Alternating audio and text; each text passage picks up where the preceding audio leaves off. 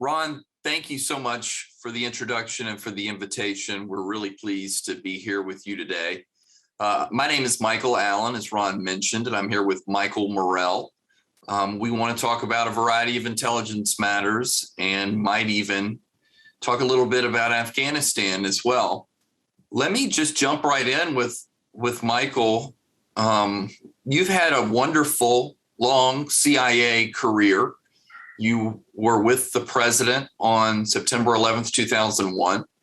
You were also an integral part of the Osama bin Laden raid. But before we get to those things, you're from Akron, Ohio. How did it come to pass that you applied and were accepted to the CIA? Thanks, Michael.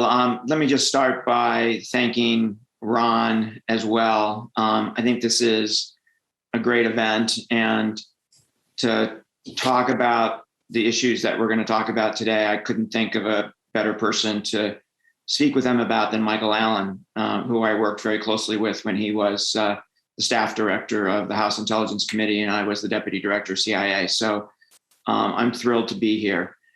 I ended up at the CIA in a sort of happenstance. When I went to school, like many kids, I wanted to go to law school and be a lawyer. And so I majored in political science. And one of the required courses that first year of college was a class in economics. So I take this class in economics and I absolutely fall in love with it. And I changed my major and I major in economics, and I become deeply obsessed with it. I believe it not only explains the economy, but it explains human behavior as well. So my desire, my senior year, going into my senior year of college, is to go to grad school, get a PhD, and teach. So I applied to all of these grad programs around the country, get into a bunch of them. But I had a professor who I think did some work for the agency, and he encouraged me to send an application. He said they hire economists, and I think you'd be terrific. I say I think he did some work for the agency because he died early in life, and it was not something I was ever able to talk to him about. But following his guidance, I sent an application, and they invited me to Washington for 2 days of interviews. Being a middle-class kid from the Midwest, I had never been to Washington, D.C. before. So I said yes. My purpose was to go see the nation's capital on the taxpayer's dime. My purpose was not to get a job with CIA. My purpose was to go there, come back, and then go off to grad school.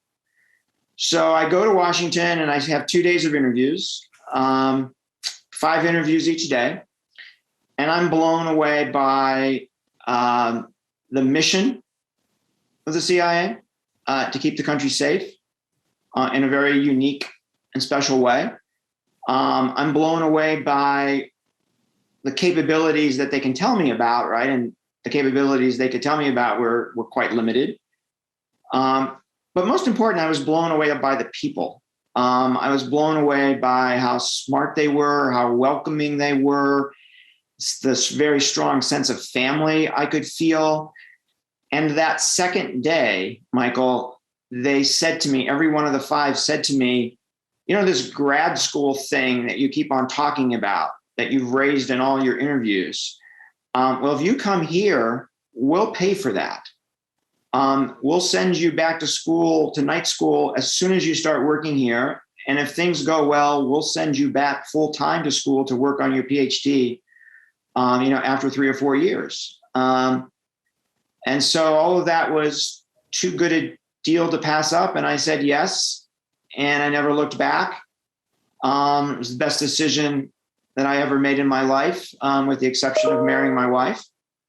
And by the way, they lived up to that commitment to send me back to school. So I've been very, very lucky. But that's how I ended up there. What a great story. Let me fast forward a bit. There's plenty we could ask you about your early years at the CIA, but you joined the analyst corps, of course, in the Directorate of Intelligence, and you made it to the pinnacle of what they do with terrific analysts there, in that you were the briefer for the President of the United States every morning for a time period, and you delivered the President's daily brief. I wonder if you might I want to ask you about President Bush in a minute, but if you could just sort of tell us the storied history behind the Pdb Briefer and this crazy process that goes on all night long in order for you to be able to deliver crisp, new, actionable intelligence to the President every morning. Yeah, it's a great story, and it's a great process, and it's an important part, if not the most important part, of what the intelligence community does every day. So this goes way back to President Kennedy. He is the first president to ask for a daily product to keep him up to date on what's going on in the world and what the intelligence community's view is of the world. It's evolved dramatically over time, but every president since John Kennedy has received a daily product. It has changed over time in how it looks, in how it's structured, in its length. Some presidents have had personal briefers. Some presidents have chosen to read the product by themselves, ask questions later, maybe jot questions down. But the first President Bush 41, was an avid consumer of intelligence. He was the director of CIA for a year.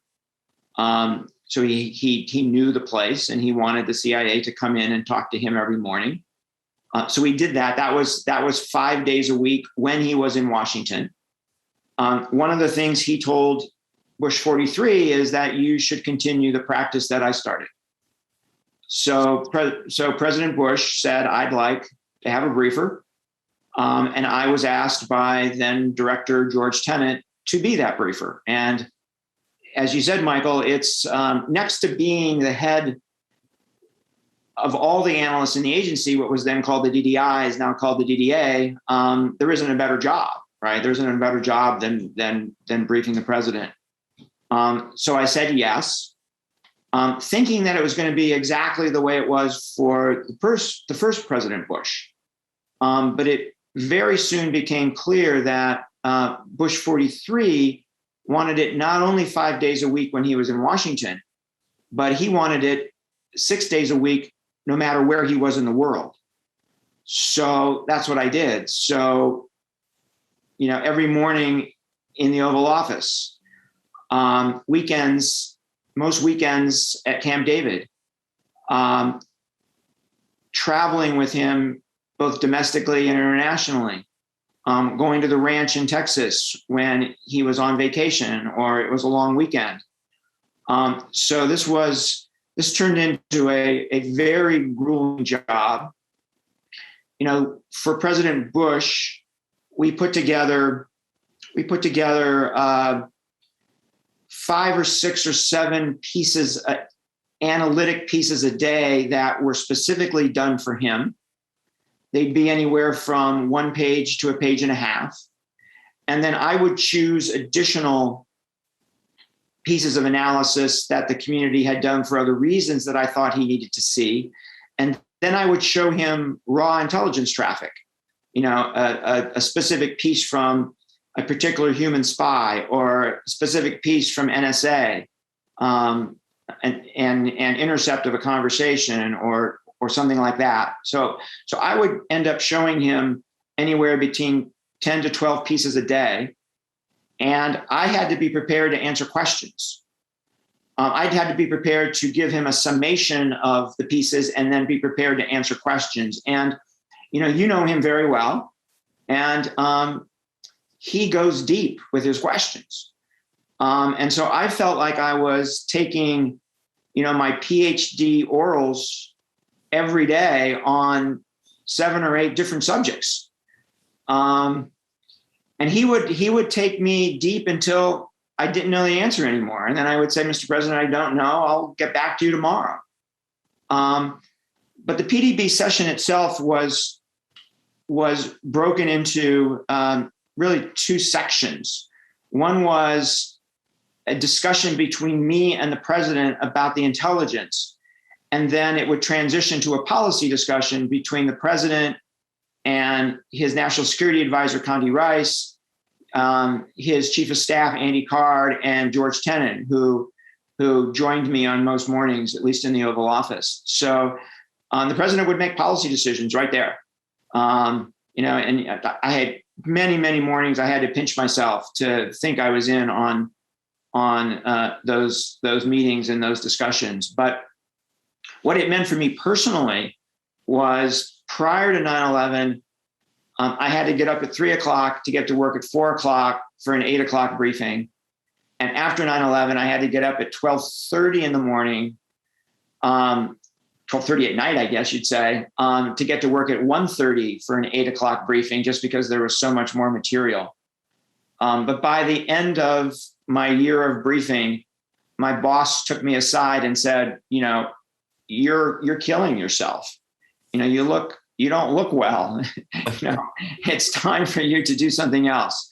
So it's a very grueling job. But I had such admiration for President Bush as an intelligence consumer because he wanted to know what we thought before he made a decision. And an intelligence community can't ask for anything more than that, right? The president wanting to know what you think before he makes a decision. So I was very lucky to be his first briefer, and I was very lucky to be a briefer for him at all. That's terrific.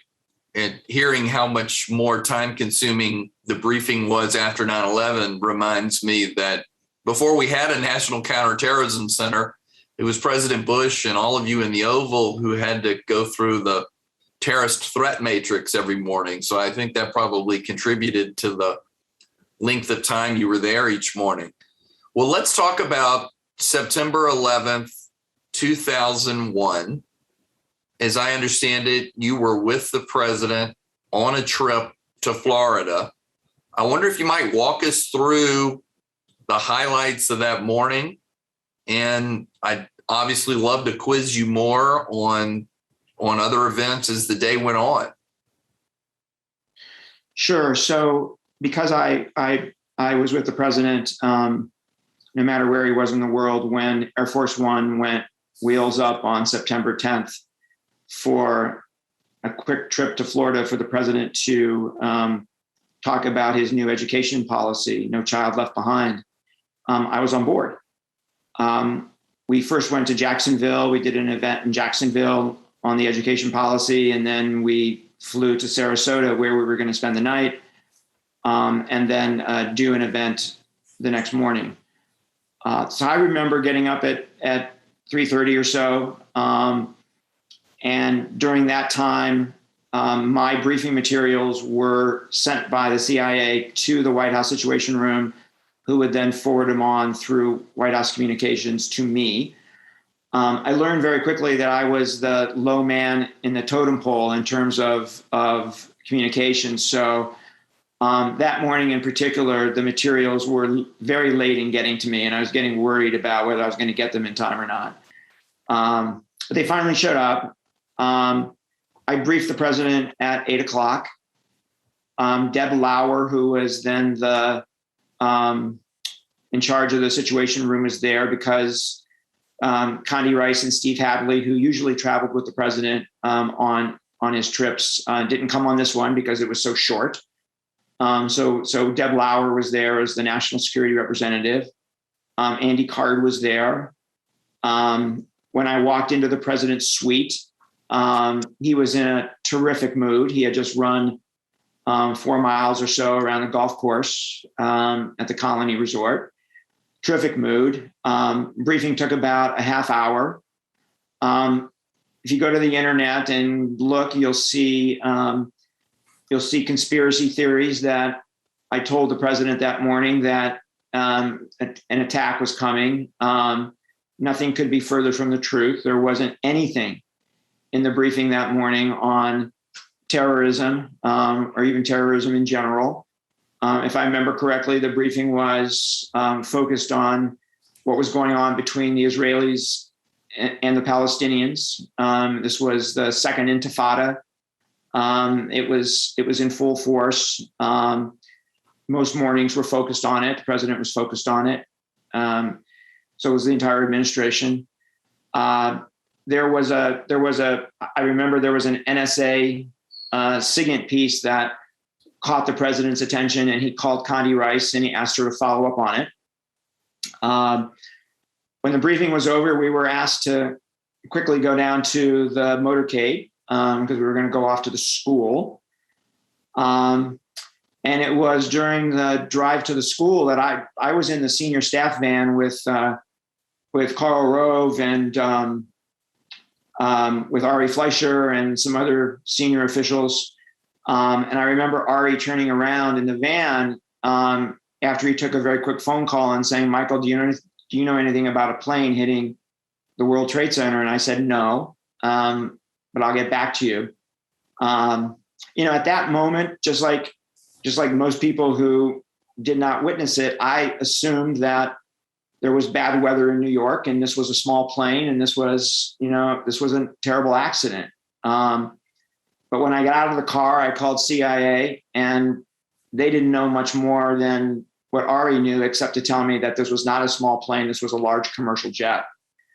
And then I walked into the staff room. It was a classroom that had been turned into a staff room for all those people traveling with the president. And it was next door to the room where the president was with the kids.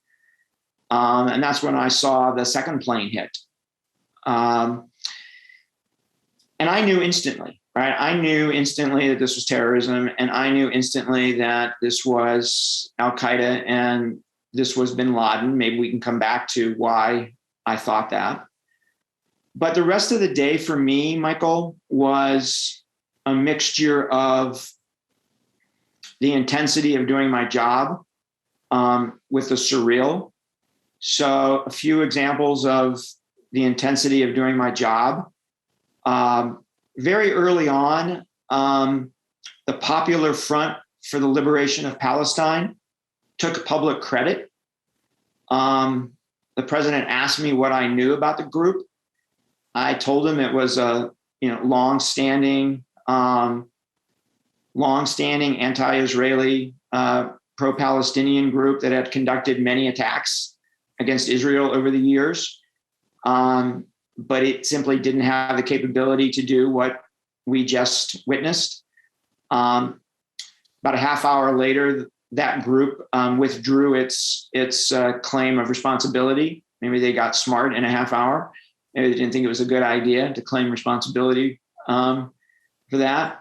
So that was one example. Second example is probably the most significant. We landed at Barksdale Air Force Base in Louisiana for the president to tape a second speech to the nation and to take on food and water because we didn't know how long we'd be flying around, and to kick off the plane anybody who didn't have something to do with national security. So all of those folks who came with us who were, domestic policy folks working on education were left in Louisiana. But on the flight from Barksdale to Offutt Air Force Base in Omaha, where the president was going to do a secure video teleconference with his national security team, on that flight, the president asked to see me and Andy Card in his office on Air Force One. And as you know, it's a pretty small place. President looked me in the eye and he said, "Michael, who did this?" And I said, "Mr. President, I haven't seen any intelligence that would take us to a perpetrator. So you're going to get my best assessment. You're not going to get, hard intelligence. You know how careful I am." And he said, "Michael, I understand the caveat. Now move on." So very, very, very George Bush thing to say. So I told him that there were a couple of nation states that are enemies of the United States that have the capability to do this, Iran and Iraq. But I told him that I did not believe that either of them had anything to gain and both of them had everything to lose from doing something like this. So I said, "Mr. President, I believe that when we get to the end of the road here, we will find Al Qaeda and we'll find Osama bin Laden. And I told him that I was so confident in that I would bet my children's future on it. Wow. There was a little bit of a pause, Michael, and he asked another George Bush kind of direct question. He said, "When will we know?" And that wasn't a question that had an answer at that moment, right? So I fell back on something that analysts are taught to do, which is to provide context. So I walked him through, I did, thought very quickly. And I walked him through previous terrorist attacks on the United States and how long it took us to find out. So I told him East African attacks, the attacks in East Africa on our 2 embassies, took us 2 to 3 days to link it to Al Qaeda. I told him the attack on the USS Cole off the coast of Yemen, it took us several months to figure out that it was Al Qaeda. And I told him the attack on the Khobar Towers in Saudi Arabia that killed US servicemen and women, that it took us a year to tie that to Saudi Hezbollah and then back to Tehran. So putting all that context together, I told him, Mr. President, we may know soon, and yet again, it may take some time. And then the third kind of moment of doing my job that is hard to forget is on the flight back to Andrews that night, the CIA sent me a piece of intelligence that had been provided to us by a West European intelligence service. And you couldn't tell what the sourcing was. And so you didn't have any idea what credibility to give this piece of intelligence. But George Tenet wanted the president to see it, so I showed it to him.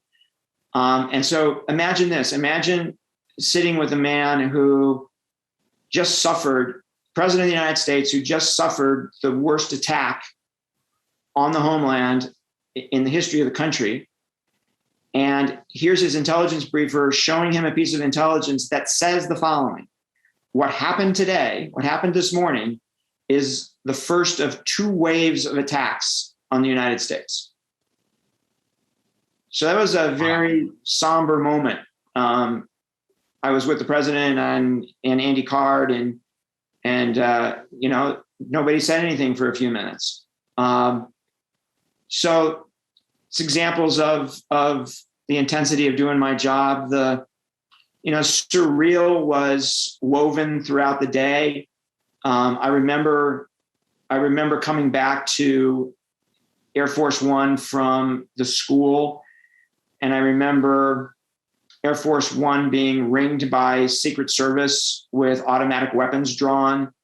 I remember standing with the White House medical doctor and with Ari Fleischer and Karl Rove in the senior staff compartment on Air Force One and watching the 2 towers fall. And when the first tower fell, I remember the president's doctor simply said, "Good God." Nobody else said anything beyond that. Probably the most surreal moment, though, was, I think you've probably heard me tell this story before. It sends shivers up my spine every time I tell it. Was on final approach back to Andrews. President's military aide, individual who carries the nuclear football, one of several that rotate with the president. This particular one, he and I had become friends during the previous 9 months. He was looking out the left side of the windows on the left side of the aircraft as we were approaching Washington. And he saw me looking at him and he waved me over. And when I got to the window, he said, "Look out." And so I looked out and there was an F-16 on the wingtip of Air Force One. And he said, "That's an F-16. It's from the DC Air National Guard. There's another one on the other wingtip." And Michael, it was so close to Air Force One that you could see the pilot, you could see the pilot's facial features, and you could see the pilot looking at us. And then in the distance, you could see smoke still billowing from the Pentagon, from the attacks earlier in the day. Then the military aide said to me, "Do you know what they're there for?" And, I'm not a military guy, number one. And number two, I'm sitting there thinking all commercial flights have been grounded. The only flights in the air are military flights. So no, I have no idea what they're doing there. And so he says to me, he says, their job, should someone fire a surface to air missile at us on final approach, their job is to put themselves between that missile and the president of the United States. So talk about the ultimate heroism. Wow, it's riveting. It's unbelievable. There's more I could ask about this, but let me get to the immediate aftermath.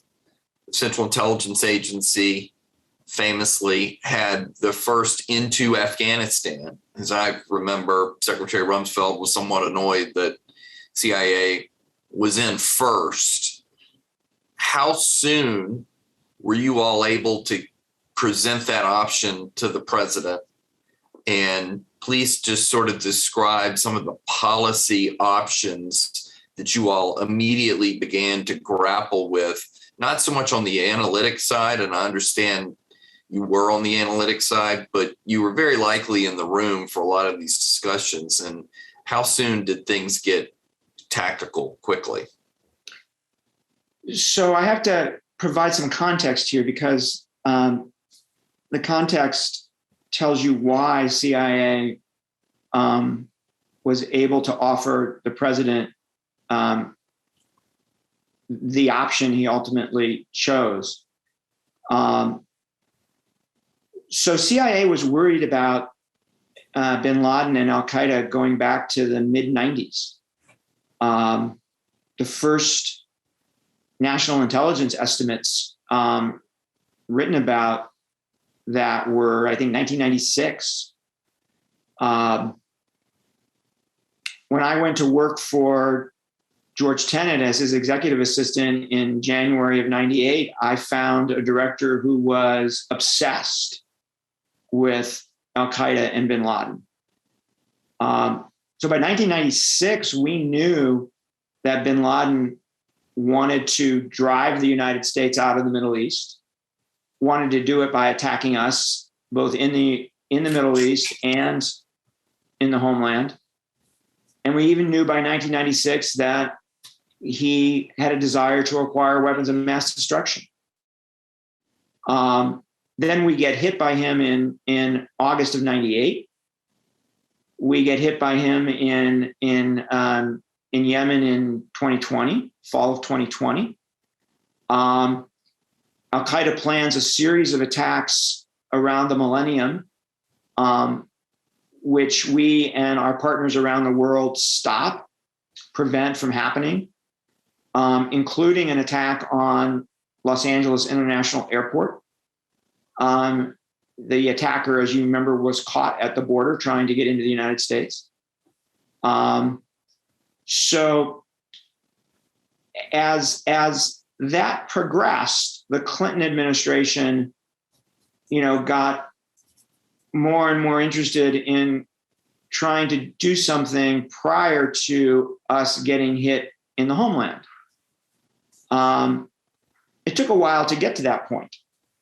But by the fall of 2020, Sandy Berger, who was then the President Clinton's national security advisor, asked CIA for what we would do if we had all the authorities we needed and we had all the resources we needed. And so we put together what we called the plan. And the plan was to degrade and ultimately destroy al-Qaeda wherever it was in the world. And at that point, it was, primarily in Afghanistan. So Sandy Berger had this plan. And when we switched administrations, I don't know what happened to the plan, but, we had the plan on our shelf. I don't know how it works at the White House. You probably have a better sense, but I don't think anything's left behind. So we still had the plan.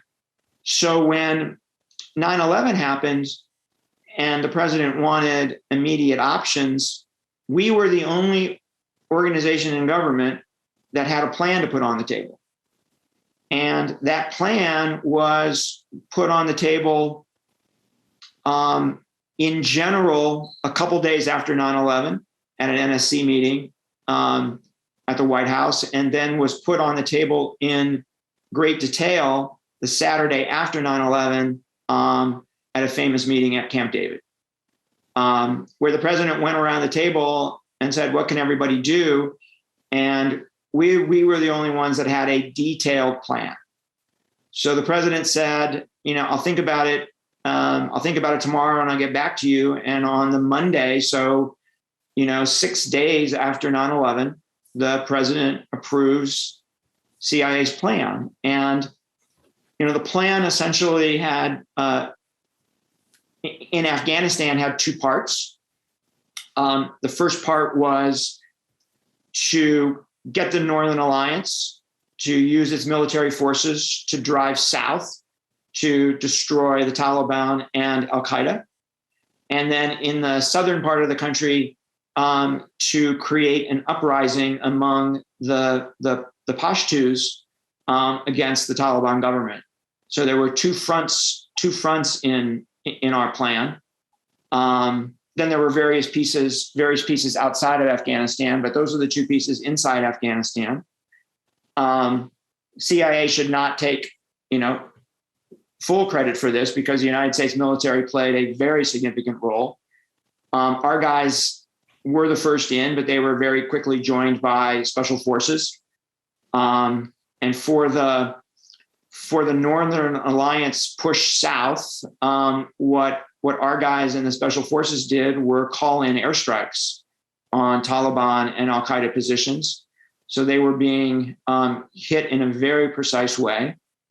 And in a matter of, as you know, in a matter of 2 months or so, the Taliban were driven from power.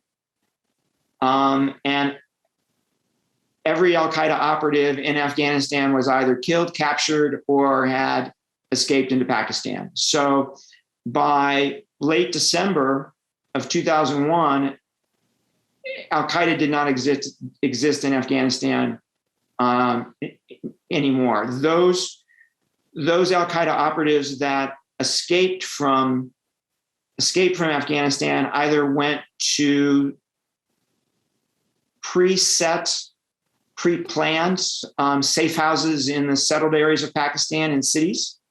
So these were places that they set up in advance that they knew if they ever had to leave that they would go to. And then a few others escaped to different parts of the world. So some went to Southeast Asia, some went to Yemen, some went to other places. But the vast majority went to the settled areas of Pakistan. But it was a very swift victory by the United States over the Taliban and Al-Qaeda in Afghanistan.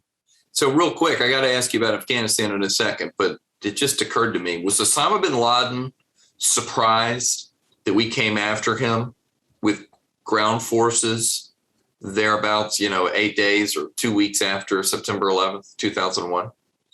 Yeah, so we don't know for sure, Michael, but it appears that he was.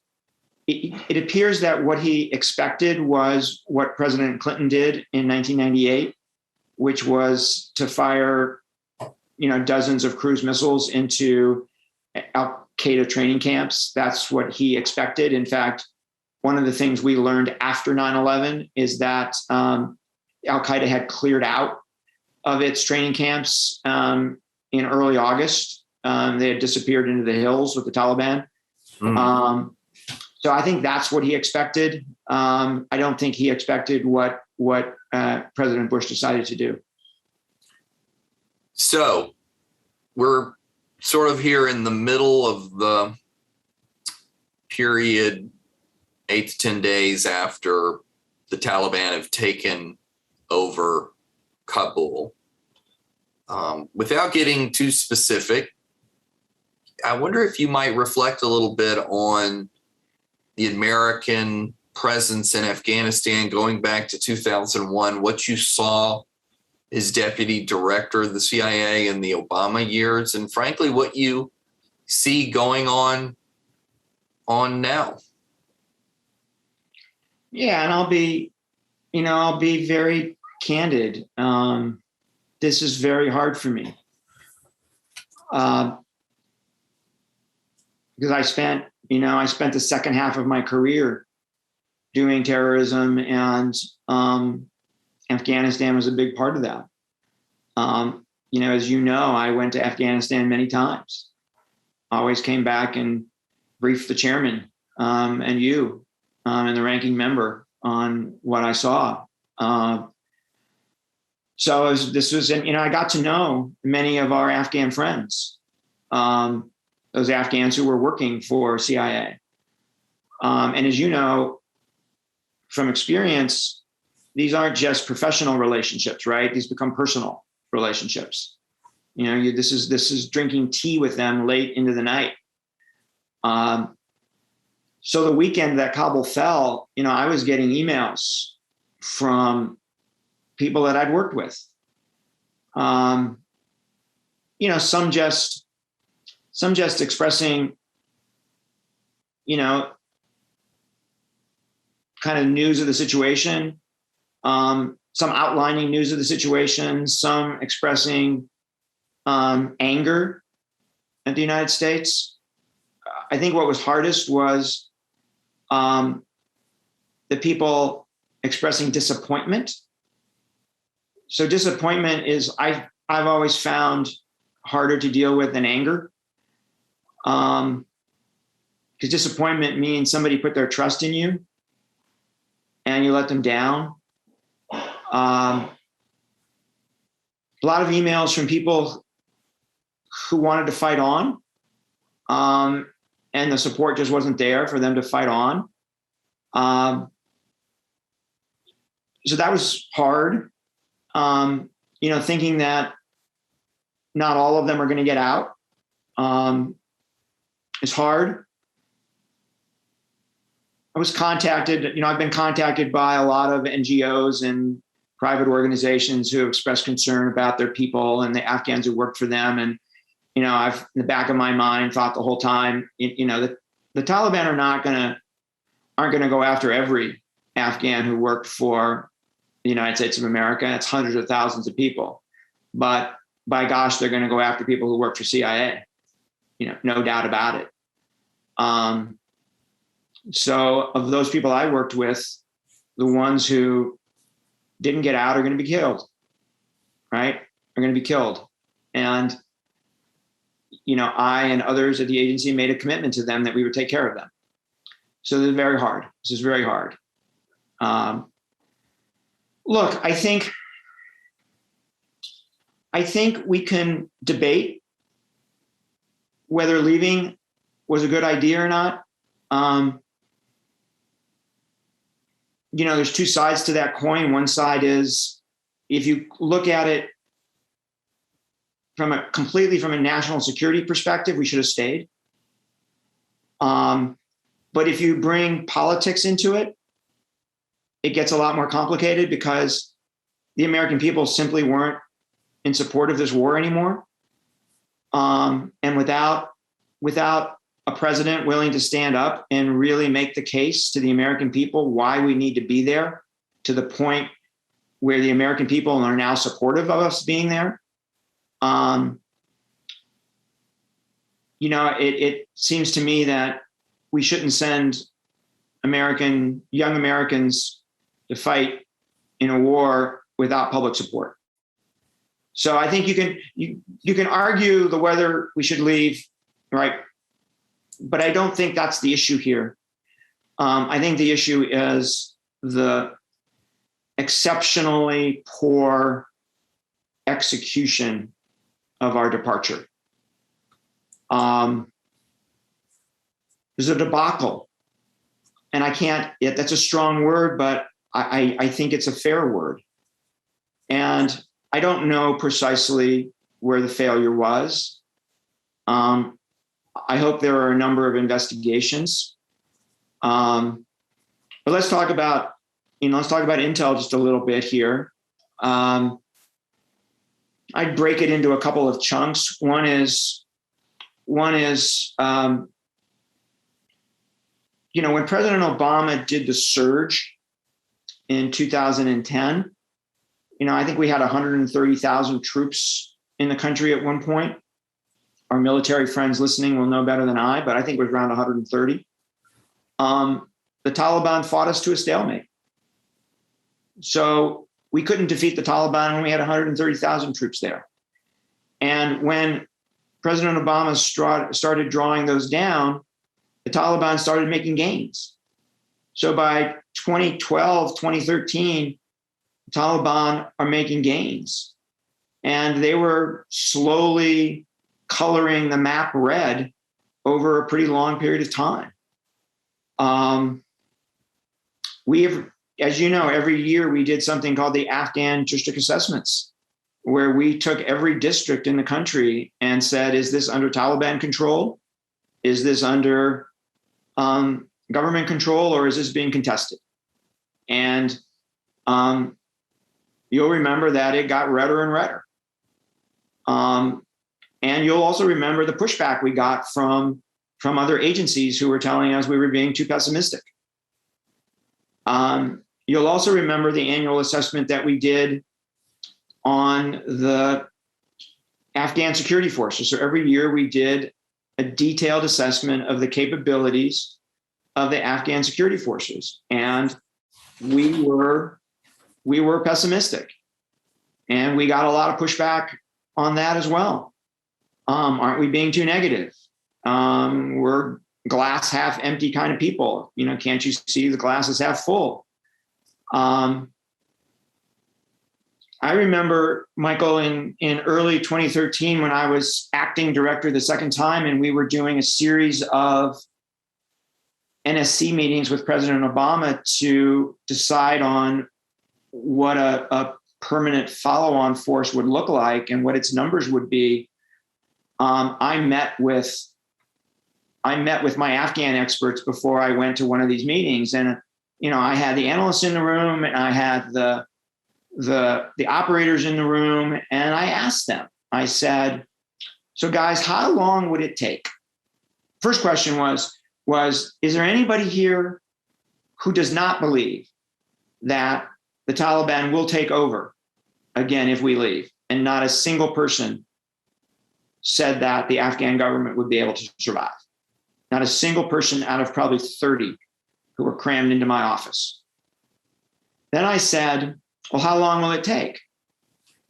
And the analysts were a little bit all over the map, a lot of caveats, but there were two people there, and you know both of them. They both served as chief of station in Kabul twice. So they had more time on the ground in Afghanistan than anybody else at the CIA. And both of them said, Kabul will fall in 6 months. Kabul will fall in 6 months. And that's what I told President Obama at that NSC meeting. If you pull them out, my two leading Afghan experts say Kabul will fall in 6 months. And one of the things I've been thinking about, and that's pretty much what I've been saying ever since I left government. I gave testimony last year to the House Homeland Security Committee, basically said the same thing. And one of the questions I've been thinking about is, right, when does the clock start on this intel assessment, right? Does it start when the last boot leaves the ground? Does it start when the first combat boot leaves the ground? Or does it start when the president makes the announcement? And see, that's when I think it starts. Yeah. Because when the president made the announcement in April that we were leaving, that's when the psychology changed completely in Afghanistan. It's the moment when the Taliban knew for sure it was going to win. And it's the moment where the Afghan government knew for sure that it was going to lose. And people in the administration are fond of saying, nobody told us that Afghanistan was going to fall in 11 days. Yeah. Well, I'm sorry to tell you that Afghanistan didn't fall in 11 days. Afghanistan fell over a long period of time, but the precipitous fall began after President Biden's announcement. Because what happened when he made the announcement was three things. One is the Taliban started encircling provincial capitals.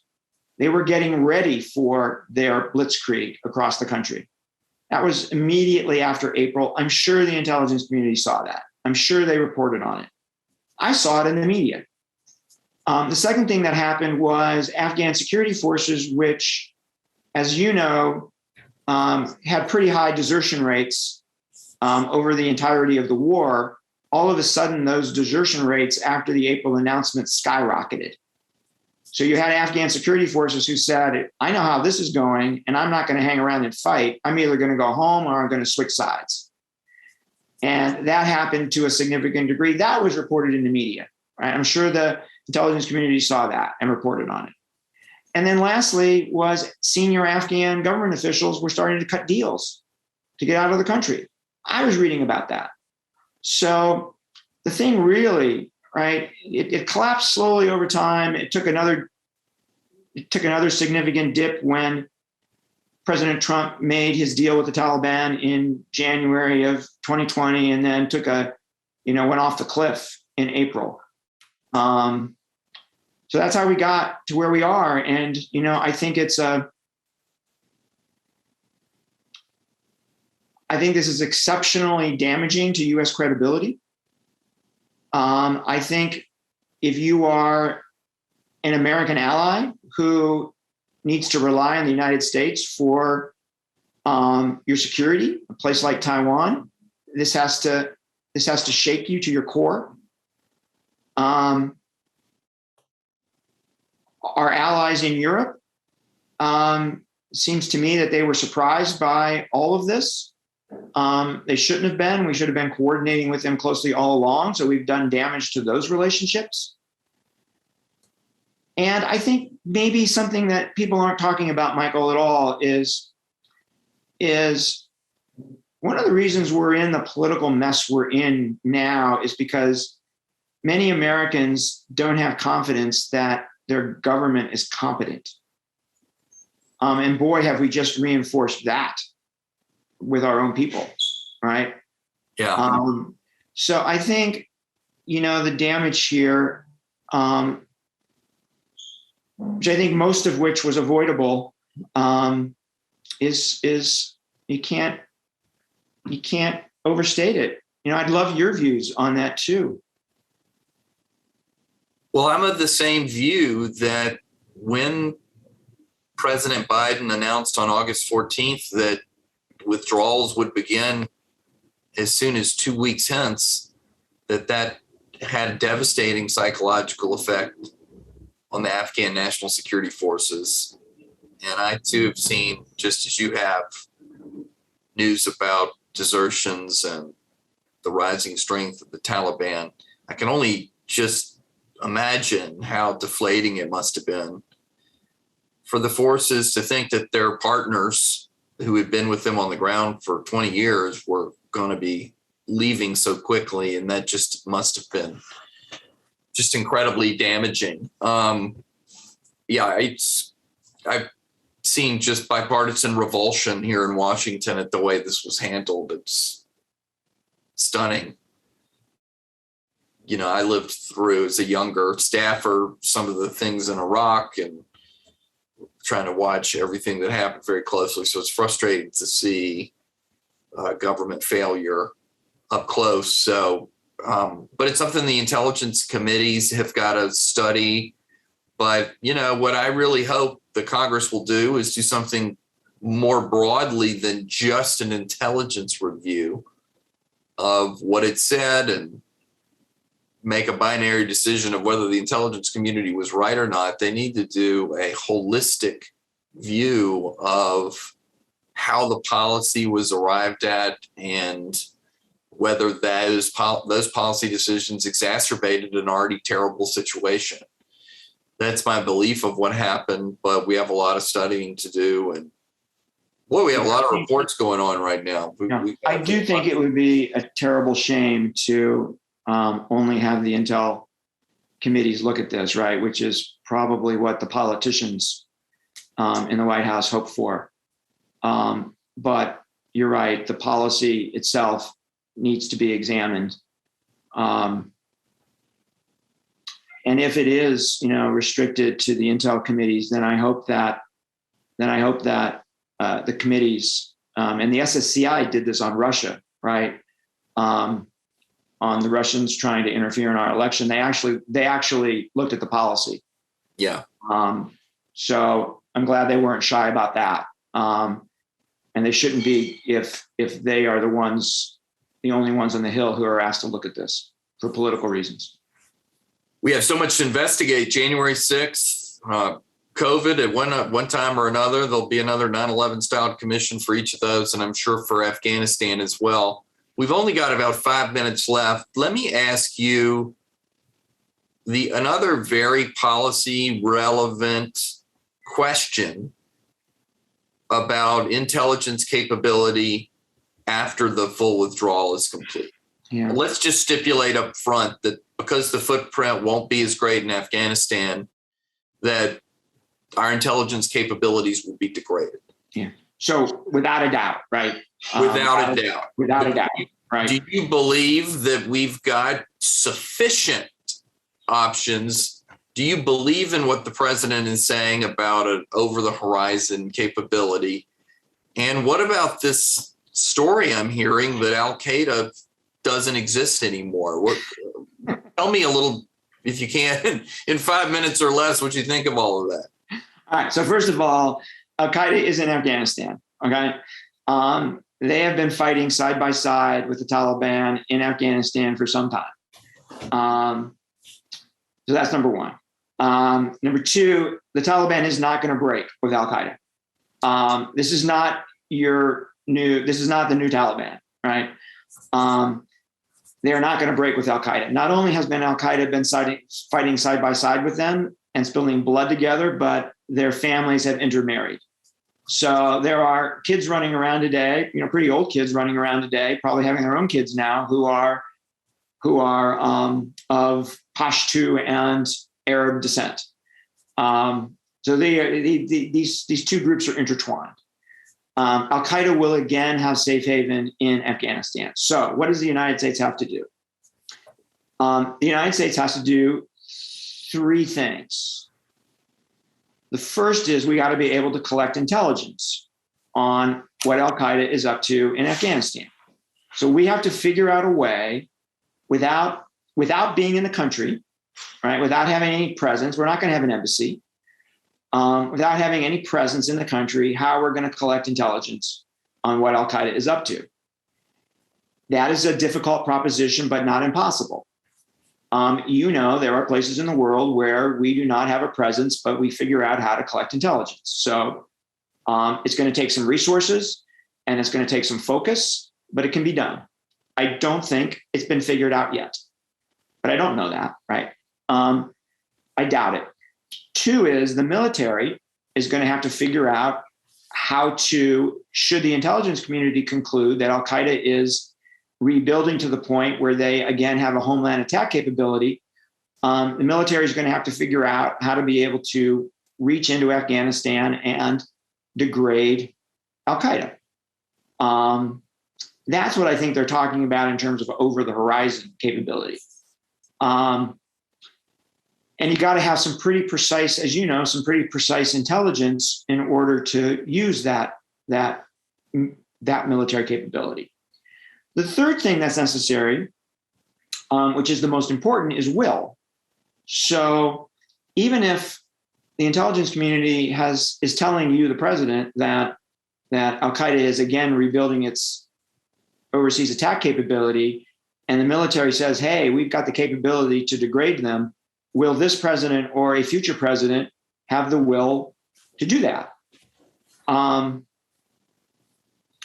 If you go back here to the key lesson learned from 9/11, George Bush learned this lesson very quickly as a result of 9/11, which is sometimes you have to act before you're attacked, right?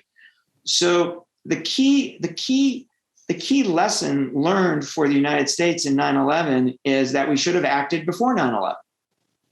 We should have gone into Afghanistan somehow, some way, and dealt with the problem prior to 9/11, and then 9/11 would have never happened. Afghanistan would have never happened, right? But as a country, we tend not to move before disaster strikes. COVID's a great example. Both President Bush and President Obama were focused on the 100% probability that someday we would have a serious pandemic, but the country really didn't prepare for one. And so we tend not to act until we have to. And I think that ultimately is the lesson, that we have to act on strategic warnings and not wait for tactical warnings, or not wait to be attacked before we move. Michael, that's tremendous. Thank you for that advice and for that wisdom. I'll have to take another hour with you to quiz you about Abbottabad and all the fascinating decisions that went in to the Osama bin Laden raid. But thanks so much for being willing to talk so freely and openly. I know we both appreciate the invitation. We both worked with Ron through the years, and we were happy to participate, honored to participate. And with that, Ron, let me turn it back over to you.